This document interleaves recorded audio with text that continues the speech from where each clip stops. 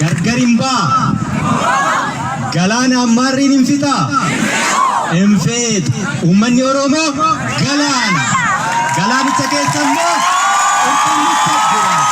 Warana Bulutuma Oromo Har Aguyan Guya Gotota Waregamtota Oromo Ebila Kudashan Goni Ebila Kudashan Kofa Waregam Goni Guya Tokkorra Kofa Waregam Oromiyaan sabni Oromoo wanjoo gabrummaa jalatti erga kufee kaase hanga har'a anaafsi as waliin jirruutti guyyaa kanallee akka kanatti akka kabajannutti lafeetutti cabaa jira dhiigatitti dhangala'aa jira sabni kun goota qabaa fi dachee kanarratti bakka amma jirru kana eenyuyyuu nu laanne dhiiga ilmaan keenyaatu nuu kenne akka kanaan bakka kana jirra qorxommichis galaanichis waliin ajiraata gargar hin ba'u waraabbiin hin fitu jechuudha.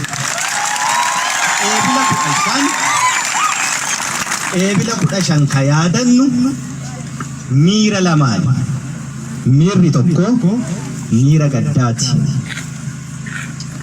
Warra lafeen nu biraa cabe warra dhiigni dhangala'e warra lubbuun ba'e warra eessa buuteen dhabame Oromiyaaf jecha sabni kun nama ta'ee dhalate bilisa ta'ee jiraachuu qaba akka namaatti roorrootu irra jira roorroo sana jalaa bahuu qaba mirga uumamaa mirga namummaa sana qabaachuu qaba kun immoo humna biraa kanamummaa namaatti hin aman kabilisa ta'anii jiraachuutti hin amanneen sarbamee jira sarbamuun kun immoo dhaabbachuudha qaba kanaaf ammoo goonni jiraachuu qaba du'uu fi qabnaa jedhee warri du'ee warri wareegama sana warri kaffalee har'an waliin hin jiran waan isaanitti wareegaman immoo daandii isaarra jirra malee galmaan geenye guduunfaa itti goone roorroo isaan haa dhaabbatu jedhan sana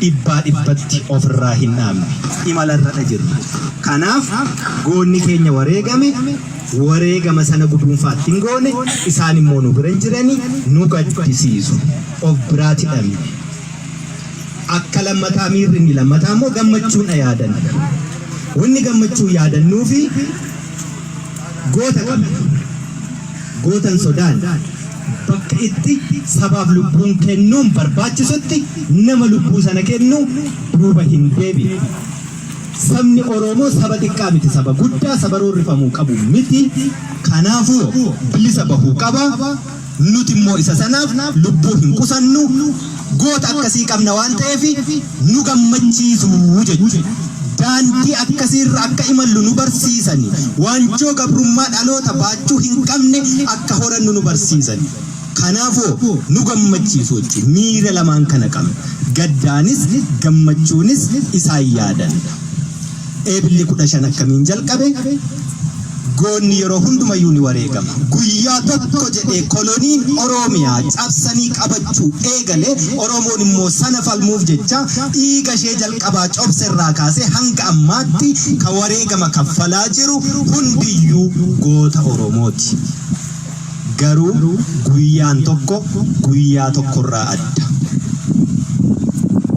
eebilli 15 guyyaa itti Oromummaan biqiltee garaagarummaan Oromummaa adda diigduu kutaa amantii lagaa itti boolla tokkotti awwaalamte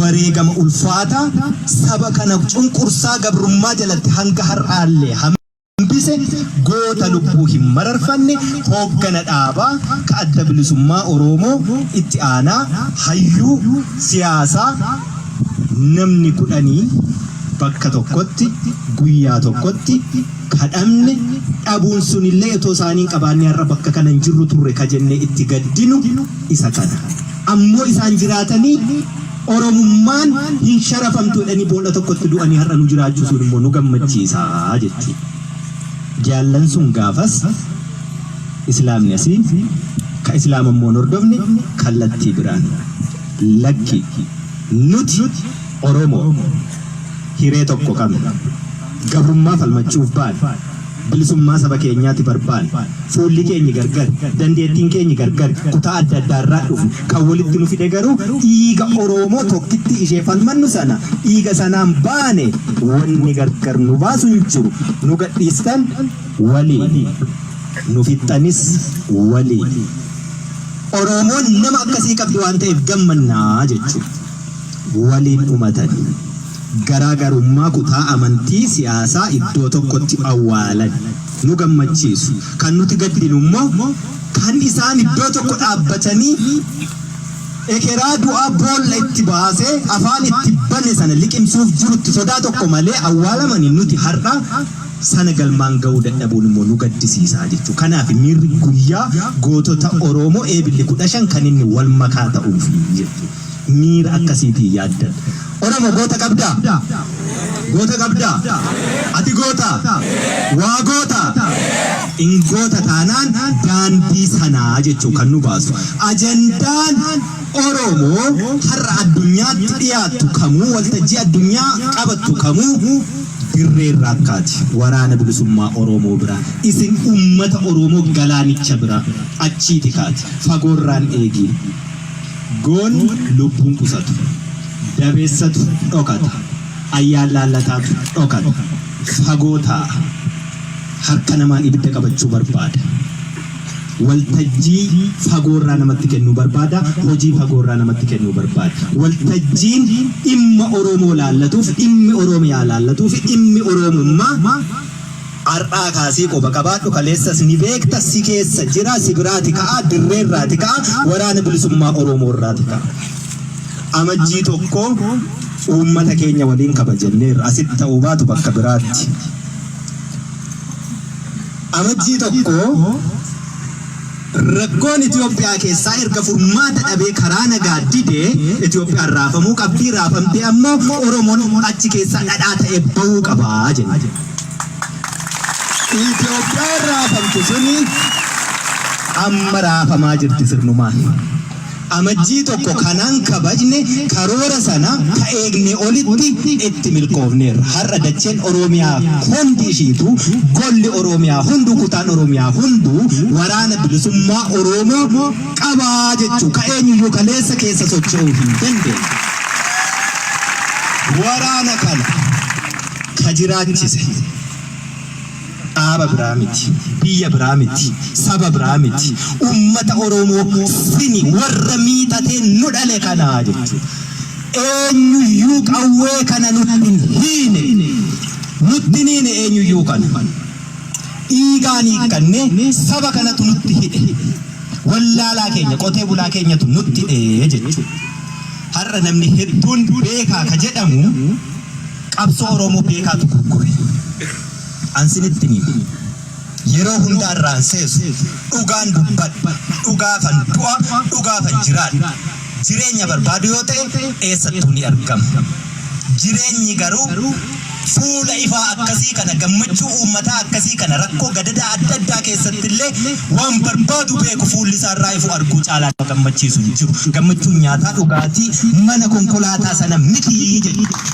waan dhalatanii bilisa ta'anii dhalatan bilisa ta'anii jiraachuu caalaa wanni nama gammachiisu hin jiru jechuudha. Kanaafuu uummanni kun galaanni kun jechuudha. Galaanni waraabamee hin dhumne kun ka qurxummii dhabamsiisuun kan danda'amu yoo galaanicha waraabanii gogsanii jedhanii karoora kanaan itti deemamu sanaafis manni keenya gubate dhalli keenya dhumate sinaayiparaan buqqee mataa irraa buusaa turan akkasuma miti asitti naannoo kanatti duune jennaan warri du'e san of qofachuu dide jennaan har'a bakka kana qulqulleessinee bilisa baasnee bira taa'aa jirra jechuudha. Shaneedha nuti shanee miti waraana bilisummaa Oromoo nuti shammit miiliyoona 50 sanaa oli uummanni kun galaana kana xiqqeessuu hin danda'amu yoomiyyuu. Uummanni kun galaana kana xiqqeessuun hin danda'amu injifachuunis hin danda'amu uummata lola keessatti dhaabbatee ijoollee isaa buna buusuu jechuudha. Akkasuma ni sodaataarra kaleessa iyyuu yeroo asitti lolamu karaa biraa hulluuqte waraana kee bishaan buusaa turte jechuudha. Hin nuffiin har'aa qawwee caccabduu 3-5 sana miti ka Riippaabilikaan Gaardii qabatu meeshaan addaa waraana bilisummaa Oromoo harka jira eenyuyyuu biteetti laanne dhiigaan hiikkate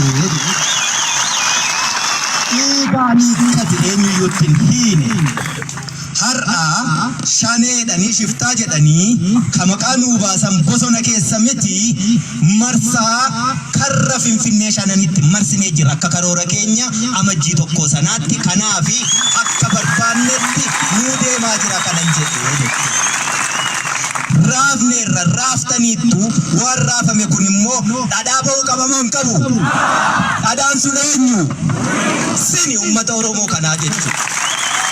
Sana qofaa miti ama beektu ennaa dhadhaan ba'u baaduun ba'u ka dhangala'uu dhabni jira miti isa iyyuu laannu saroota keenyaaf laanna illee irraa jiru. Saba guddaa kana keessaa kosiin hin dhibu maatiima keessayyuu haadha tokko abbaa tokko irraa ka dhalatte ijoolleen daa'ima walqixa nama gammachiisti. Dhamni sunis isuma kosiinu keessa jiru sana isa iyyuu laannu jechuudha. Hubattanii akka karoorfannetti deemaa jirra inumturra inumurraa jechuudha. Egaa ajandaa hin fudhannu ajandaa namaa laanna malee jenneerra. Hubattanii kagamaa gamana beekaa fakkaate hoolaa keenya fakkaate gogaa yeeyyii uffate nu tuttuqutu jira. Diinni diina natti dhukaasa itti dhukaasa na ajjeesa nan ajjeesa inni rakkoon qabu. Hamtuun bofa dhagaa keessaa miti ishii fagootti ilaalu bofa afaa jalaati. Akkasii miti isa akkasii kana haa eeggannu hiikkanne egaa. Hiikkannu yoo nagaan jiraate hiikkannu. Nagaan hin jiru taanaan immoo yoomuu hiikkachuun hin jiru. Eenyutu natti sintu natti deemiti yoo barbaadan hiikaa fudhadha. Ankanaachi dirree lolaa irratti namni nurraa hiikee fudhatu tokkoyyuu hin jiru jechuudha. Irraa hiikna malee hin hiikkannu. Kanaaf amma waraanni bilisummaa Oromoo hojii manaa hin fudhatu. Hojii manaa namaa dhala malee hojii manaa namaa kenna malee. Oromoon kaleessa goota qabdi goota hedduu qabdi garuu hojii manaadha itti kennaa jiraachisani wareegama kaffale wareegama sanatti guduunfaa dhaloota gochuu danda'u dhalateera har'a.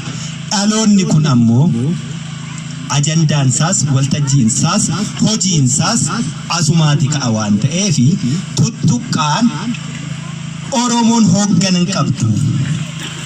Oromoon nama ishee qajeelchuun qabdu. Oromoon hoogganan qabu galaana kana maaltu yaasee asisa fide. Oromoon hoogganan qabu har'a akkamittiin bobba'ee galuutti jira. Raasneerraa raafama kana immoo itti jabeessuu qabna. Ro'oonuu raasanii ennaa xumura jala geessu garmalee rukutaniitu booddee immoo maal tolchan suuta maal ta'a dhadhaatu wal qabataa jechuudha. Dhadhaatu wal qabata.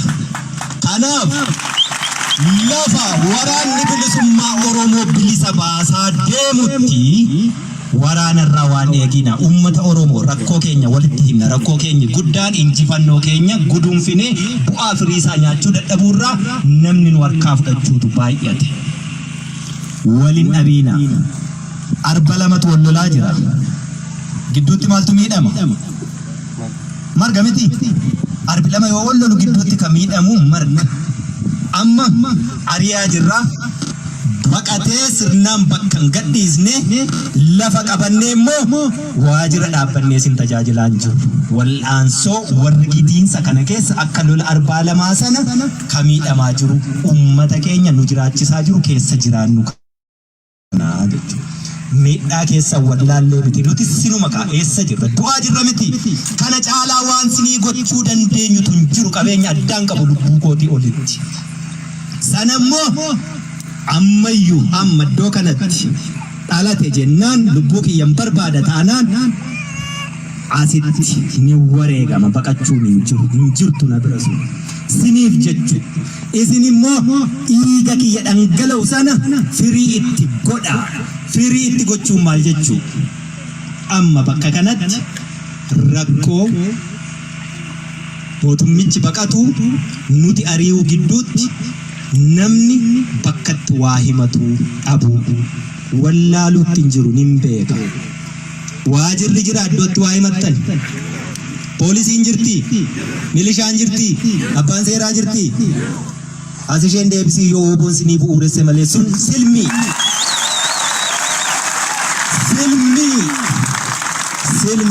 waggaa shanshanitti ibsaan sii gasha daandiin sii baasa bishaanan sii fida mana barnootaan sii ijaara hospitaalan sii ijaara waraqaa filannoo fudhu nafil waggaa shan booddee malee waliin argitan chaawo daandiin isaan sinii baasan asiin citee achiin citee konkolaataan irra deemu utoo immoo baasuu baataniiru iyyuu ta'e immoo lolaan as kutee achi kutee haati dhiira irra deemuu dadhabuurra isuma dur beeknu miilaan irra yaanee wayyatu bishaan sii gasha ibsaa sii gasha mee ibsaan magaalaa keenya kana jira dukkana miti kanaafuu warri suni nun bulchu nu tuuxa silmii loonii beektu of hin danda'u loon sanatti yoo maxxanee nyaate malee warri kunis warra of hin dandeenye mataan furri ummata kanarraa dhiiga tuutee hiddaan dhuuraatti hidhatee nyaachuu bare waan ta'eef yoo qurxummichi jabaatee yoo qurxummicha miti galaanicha iyyuu ni dhabamsiisna kan jedhan kanaaf namni nuu oogu silaa namni siif jiraatu namni siif qabsaa'u silaa maaliif waraabee si balleesse siif miti sila siif taanaan maaliif galaanicha gogsine dharre galaanni jechuun sii beeke galaana gogsoo soo ta'e salphaa beeke galaanan gogsinu kanaaf warri kun as nutti hin deebi'an bulchiinsa mataa keenyaa haga tolfannutti waraana rakkisiina waraanni ammayyuu hin guduunfine jenne mitiire guduunfineerra dhadhaan baheera raasaa jirra miti yeroo raasaa jirru kanatti isin jaarsa biyyaa jira abbaa amantii jira nama nagaa qabu jira maaloo ummata oromoo dhiiga ilmaan keessanii isin mee ijoollee meeqa wareegame baddaa kanatti dhiigni sun sinitti dhaga'amu isin mararu namni akka dhugee machaa'ee bahaa gala wal dhorkatabbo maali oromoo saba guddaa kana miti akkamitti akkas ta'a maaliif ta'a dacheen kun beeki kan nuti irratti jibbamaa jirruu fi dachee badhaatu taadhii kana lalistuu kana ka qonnee irraa nyaanne horree irra yaasne kana dachee kana irra jiraanne akkamittiin uummanni guddaan hammana ga'u kuni maaliif qawwee malee bullu jettu maaliif uleen malee bullu jettu ta'uu qaba haati hiyyeessaa miidhamuu qabdi namni hirkoo hin qabne rakkataa miidhamuu qaba abbaa humnaa qofaa ta'uu qabna itti maaliif wareegamna re diina maa komanna ofiifuu waliin taanu taanaan ofiifuu waliin dhageenyu taanaan waraanni kun fagoorraan dhufne ilmaanuma keessan miidhattanii ciniinsifattanii deessani haati hiyyeessaa ilmaan kuni roorrootu manaa baase kaleessa dhagaa darbachaa ture dhagaa darbachuun mootummaan buusu burtukaana yoo ta'e malee jennaan qawwee kaase afaan mootummaan sun beekuun dubbisuuf kanaaf ijoollee makeessan dandeettii addaa waraana addaa bakka biraarraan finne ijoollee kanarraa dhiiga sinii laatte lafee sinii cabsaa jirti waan guddaa biraan eegina hojiitti hin baay'isiina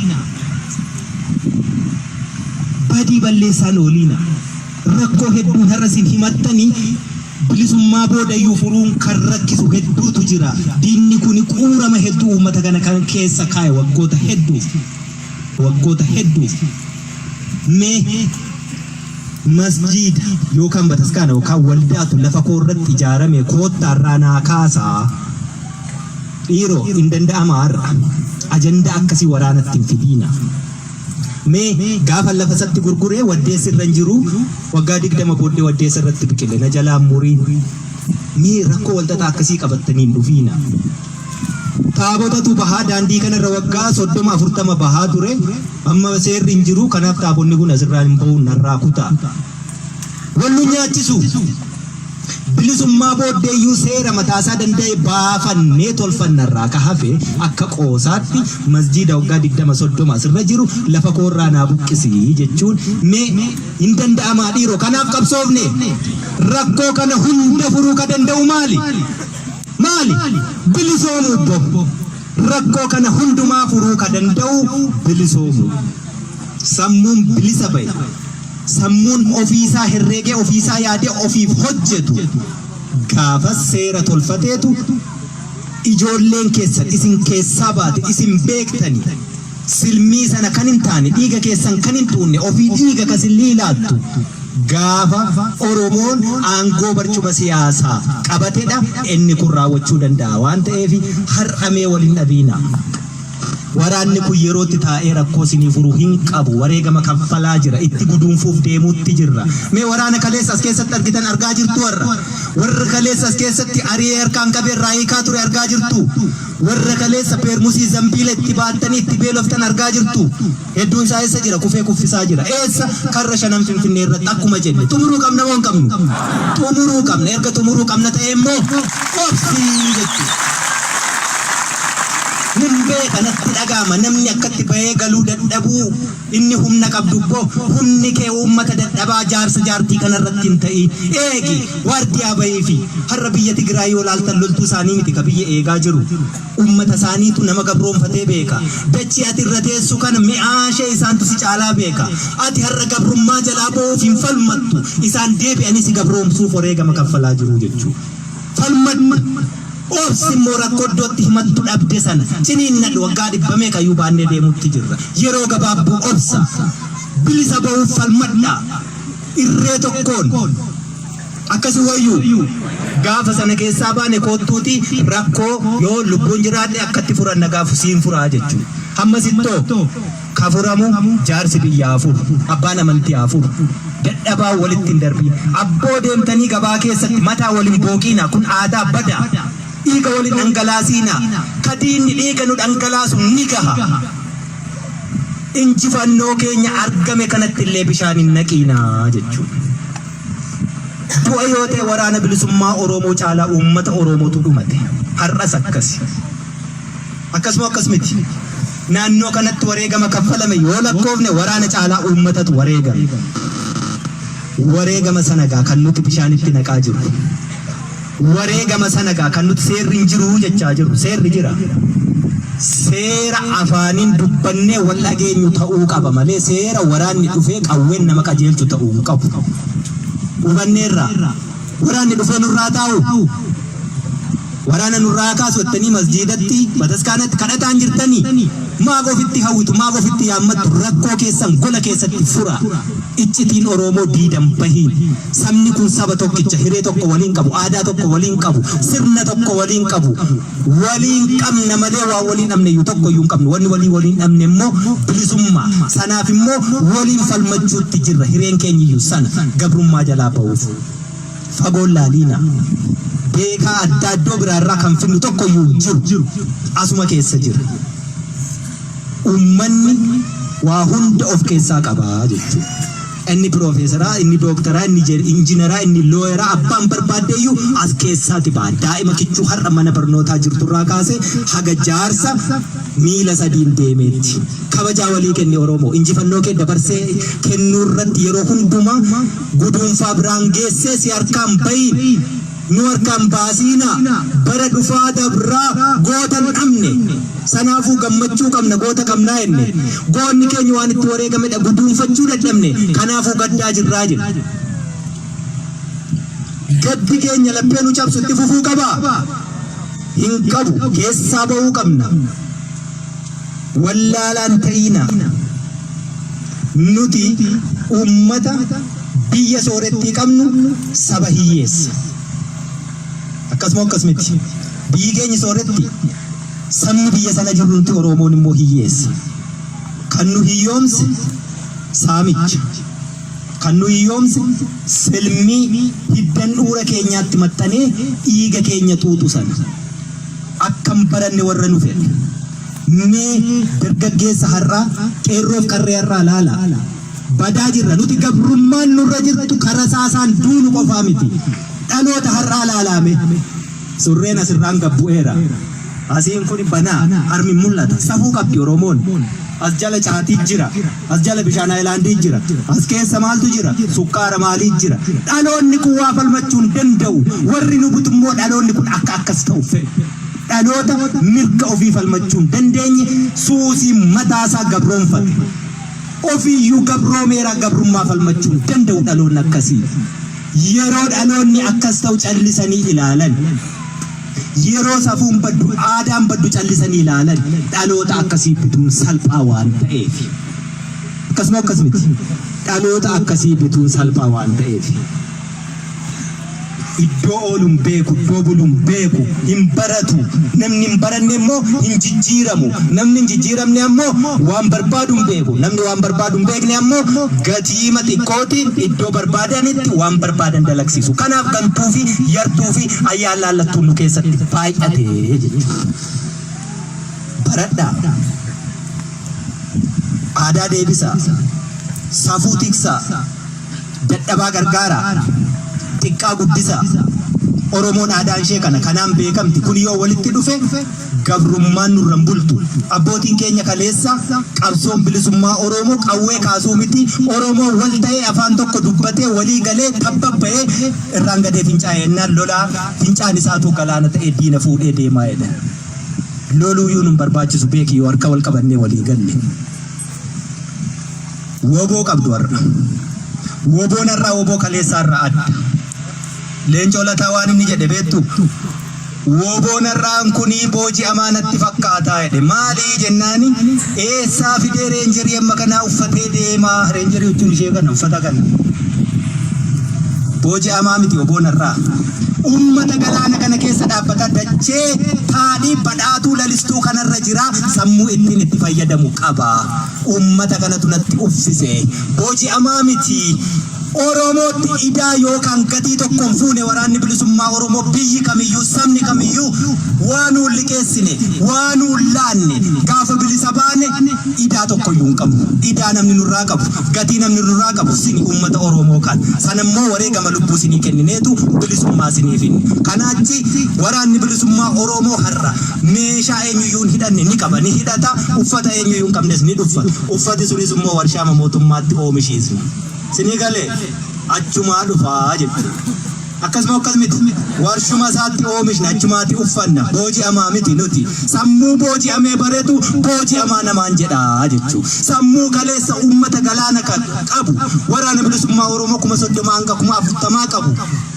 qawwee gahaa qabu waraana bilisummaa Oromoo ammana ga'u kana qawwee irraa hiiksisee ummanni miileena sadiinu boojii sammuu sanatu jiraarrayu dhaloonni irraa garuu sanaaf hin jiru goleen Oromiyaa hundi waraana bilisummaa Oromooti qaba gatiin nurra hin jiru nuti waraanni bilisummaa Oromoo har'a ammoo akka kaleessaa injiraanee cinaa'ee xuraa'ee shamee kadeemu miti ummata kana qaba sintu jiraaf uffannee deemna sintu jiraaf nyaannee deemna sintu jiraaf hidhannee deemna eenyuyyuu nun boojine gatiin tokkoyyuu nurra hin jiru gatiin tokkoyyuu nurra hin jiru gatiin biyyaas haa ta'u gatiin nama dhuunfaas haa ta'u gatiin saba kamiitu nurra hin jiru hiikannee irraa hidhachuu beekna dhaloota akkasiitu dhalate dhaloota sanan beekani warri har'a waraanni kun eessaa fidee meeshaa akkasii baatee deema waraanni kun eessaa fidee nyaata eessaa dhugaa nu ta'u dur ija mukaa nyaannee jiraanne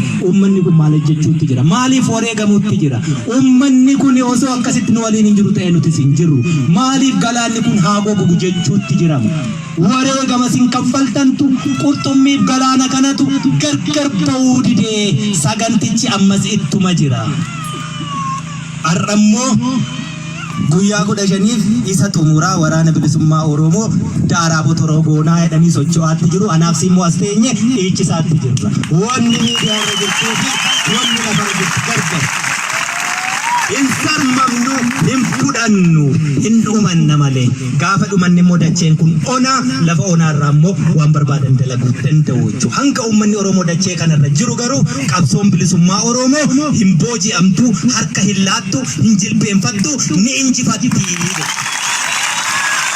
ni injifanni Tapha siyaasaa ilmaan Oromoo beekaan Oromoo hedduun kaleessa goyyomfame jaarsummaa mala maaloo waraanni bilisummaa Oromoo har'a hanga qeensa xurii qeensa kiyyaa kanaa dhimma Oromoo irratti waa sharafamte jennaan hin fudhannu. Dhibba barbaanna dhibba argannaan immoo duubatti hin jennu jechuudha. Kanaaf hanga bilisa sin baasnutti ani yookaan nan du'a yookaan ammoo bilisa si baasa. Kanuma jechuudha. Harka kennuu xiqqaa guddisaa Oromoon aadaan ishee kanaan beekamti. Kun yoo walitti dhufe gabrummaan nurran bultu. Abbootiin keenya kaleessa qabsoon bilisummaa Oromoo qawwee kaasuu miti. Oromoo wal ta'ee afaan tokko dubbatee walii galee tabbaba'ee irraan gadee fincaa'ee ennaan lolaa fincaan isaatu galaana ta'ee diina fuudhee deemaa jedha. Loluuyyuu nun barbaachisu beeki yoo harka wal qabannee walii galle. Woboo qabdu har'a. Woboon har'aa woboo kaleessaa irraa adda. Leencoo lataa waan inni jedhe beektu woboon har'aan kunii boojii amaanatti fakkaataa jedhe. Maalii jennaani eessaa fidee reenjerii amma kanaa uffatee deemaa. Reenjerii jechuun ishee kana uffata kana boojii amaa miti woboon har'aa. Ummata galaana kana keessa dhaabbata dachee taadhii badhaatuu lalistuu kanarra jira. Sammuu ittiin itti fayyadamu qaba. Ummata kanatu natti uffise. Boojii amaa miti. Oromootti idaa yookaan gatii tokkoon fuune waraanni bilisummaa Oromoo biyyi kamiyyuu sabni kamiyyuu waan liqeessine waan laanne gaafa bilisa baane idaa tokkoyyuu hin qabu. Idaa namni nurraa qabu gatii namni nurraa qabu sini uummata Oromoo kan sanammoo wareegama lubbuu sinii kennineetu bilisummaa siniif hin. Kanaachi waraanni bilisummaa Oromoo har'a meeshaa eenyuyyuu hin hidhanne ni qaba ni hidhata. Uffata eenyuyyuu hin qabnes ni uffata. Uffati sunis immoo warshaa mootummaatti oomishiisna. Sinii galee achumaa dhufaa jechuudha. Akkasuma akkasumatti warshuma isaatti oomishna achumaatti uffanna. Booji'amaa miti nuti. Sammuu booji'amee bareetu booji'amaa namaan jedhaa jechuudha. Sammuu kaleessa uummata galaana qabu waraana bilisummaa Oromoo 30 hanga 40 qabu. Qawwee gahaa qabu. Waraana bilisummaa Oromoo ammana ga'u kana qawwee irraa hiiksisee ummanni miileena sadiinu booji sammuu sanatu jiraarrayyuu dhaloonni har'aa garuu sanaaf hin jiru. Goleen Oromiyaa hundiyyuu waraana bilisummaa Oromooti qaba. Gatiin nurra hin jiru nuti. Waraanni bilisummaa Oromoo har'aa immoo akka kaleessaa injiraanee cinaayee xuraayee shamee ka deemu miti. Ummata kana qaba. Sintu jiraaf uffannee deemna, sintu jiraaf nyaannee deemna, sintu jiraaf hidhannee deemna. Eenyuyyuu nun boojine gatiin tokkoyyuu nurra hin jiru jechuudha. Gatiin tokkoyyuu nurra hin jiru. Gatiin biyyaas haa ta'u, gatiin nama dhuunfaas haa ta'u, gatiin saba kamiitu nurra hin jiru. Hiikkannee irraa hidhachuu beekna. Dhaloota akkasiitu dhalate. Dhaloota sanan beekani warri har'a waraanni kun eessaa fidee meeshaa akkasii baatee deema. Waraanni kun eessaa fidee nyaata eessaa dhugaa nu ta'u dur idda mukaa ija mukaa nyaannee jiraanne. Uummanni kun maal jechuutti jira? Maaliif wareegamuutti jira? Uummanni kun osoo akkasitti nu waliin hin jiru ta'e nutis hin jirru. Maaliif galaanni kun haa gogu jechuutti jirama? Wareegama sin kaffaltantu qurxummiif galaana kanatu gargar ba'uu didee sagantichi ammas ittuma jira. Har'ammoo guyyaa 15 isa xumuraa waraana bilisummaa Oromoo daaraa botoroo goonaa jedhanii socho'aatti jiru. Anaaf simmoo as teenye dhiichisaatti jirra. Wanni miidiyaarra jirtuu fi wanni lafarra jirtu gargar. Hin sarmamnu hin fudhannu hin dhumanna malee. Gaafa dhumanne immoo dacheen kun ona lafa onaarraa immoo waan barbaadan dalaguu danda'u jechuudha. Hanga uummanni Oromoo dachee kanarra jiru garuu qabsoon bilisummaa Oromoo hin booji'amtu, harka hin laattu, hin jilbeenfattu, ni injifatti. Ni injifanna. Tapha siyaasaa ilmaan Oromoo beekaan Oromoo hedduun kaleessa goyyomfame jaarsummaa mala maaloo waraanni bilisummaa Oromoo har'a hanga qeensa xurii qeensa kiyyaa kanaa dhimma Oromoo irratti waa sharafamte jennaan hin fudhannu. Dhibba barbaanna dhibba argannaan immoo duubatti hin jennu jechuudha. Kanaaf hanga bilisa sin baasnutti ani yookaan nan du'a yookaan ammoo bilisa si baasa. Kanuma jechuudha. Harka kennuu ummata akkasii qabadhee saba akkasii keessaa dhaladhee saba lola keessatti dhaabbatee buna namaa buusu keessaa dhaladhee harka kennachuun fafaa jechuudha. Kaleessa taatee dabarteetti irraa baranneerra. Namni irraanfateera. Abbaan eele madaa'e godaannisni sun jiramoon jiru. Inni madeesse irraanfatus inni madaa'e godaannisicha argaa jiraata. Hedduu gowwomneerra. Amma kuuba qoonqoo taaneetti rakkanneerra. Gadi nun luqimsanii rakkoo. Ol nun tufanii rakkoo. Maal barbaanna? Bilisummaa. Hanga sana arginutti asuma teenya.